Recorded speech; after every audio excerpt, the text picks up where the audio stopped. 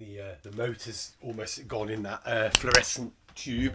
Right, so we're here. Weekend after I did the epoxying, and actually it's turned out really well. I have got a little bit of dripping here and there where I was slapping it on, but the you can just see on the edge there, that mizzen mast just here, there's a few little drips. It's just slightly disappointing.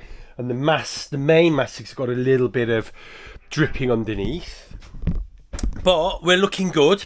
What I'm doing now is I'm getting some wet and dry sandpaper, which doesn't clog up. So I've got this, and I've got 240 grit. Now the reason I'm using 240 grit, and I'm just going over all three masts, just to get rid of any drips and to sort of clean it all up. I think 240 grit is a little bit fine for a varnish to get a good manual key onto the epoxy. So all I'm using this for is to just get it all tidied up with, hopefully the 240 grit means I won't be like rubbing it right back down to the wood. And then what I'm going to do is go over this with 120 grit. This is all the 120 grit I've got left. So I'm hoping I can do this, but all I'm going to do is go over this. So actually the gaff I've already gone over and just tidied up. Before I realise I should be recording this for you. And then all I'm going to do is just go over very lightly like this with the 120 grit. And then let me just find a cloth here, there we go. And then that should give the surface a good key for the varnish to grip to. I mean, that's the theory anyway. So it's definitely cured, and you can feel. I think I mentioned this with with my box I've just built, that you could feel this kind of almost slimy feel to the epoxy. Now that's apparently a sign that it's cured, and all the amines, I think they're called, have come out of it, and it's a byproduct of the curing process. So yeah, these actually have stood all weekend, so they were quite slimy to touch, but today they're not as slimy. So I think that's because the amines have just sort of vented off a little bit. But they do need a sand down and a wash to prepare them. So there we go. So I've almost done the gaff.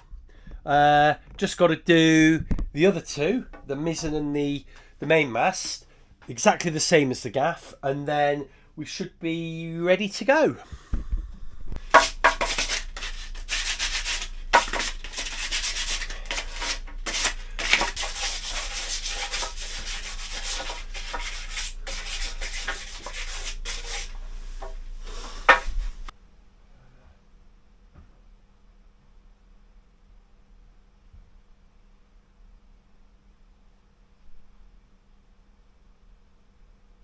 So you'll see, or hopefully you can see from there, that, that lovely shiny finish has all but vanished now.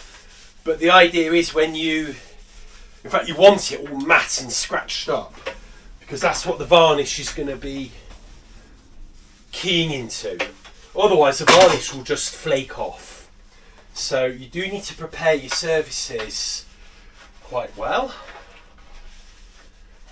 There you go. So I'm hoping that's enough. And what will happen is the varnish will actually create the shine again. It'll fill all those little cracks or scratches, and it'll shine it all back up again. Well, that's the general idea.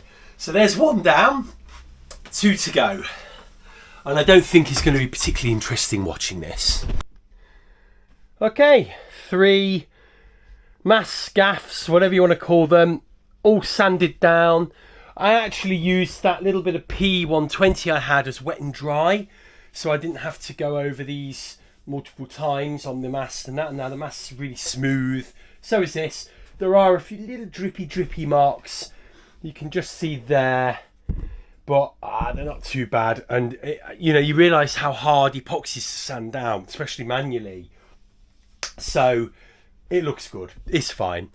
And then I've just got the bumpkin over there, all sanded up. that needs to just hang up, and then we're varnishing. So I'm going to aim probably to try and put 4 coats of varnish on, and then I think I'll be fed up with varnishing.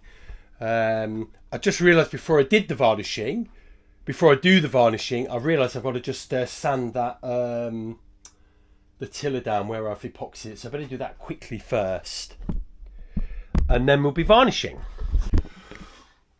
Okay, everything cleaned down, sanded, cleaned down. We've got the tiller extension, we've got the tiller, and we've got the bumpkin all sanded up. I've done filled these little marks in here, lovely, and we're ready to varnish. So yeah, varnishing is going to be a bit easier than epoxy because you don't have to mix it all up. The other thing is we're going to put it on nice and thin. We're going to layer it up, so it's going to be nice. Shouldn't need to sand in between coats. One thing I might just try and do is, I don't know, I might try and varnish all these masts in one go, because otherwise I get, like, if you can see down there, I get like in a rectangle around here, and I always end up with like epoxy or varnish in my hair or what's left of it, and all over my arms and stuff. So yeah, so I might be doing it that way. So hopefully I'm going to try and put a fresh battery in and do a little time lapse of me doing this. But I did try and do that the other day, but the camera kind of went into, just switched off really. So I think my settings are wrong. So I'm going to sort that out, and hopefully we'll get a little time lapse of me varnishing if that's what switches you on. So there we go.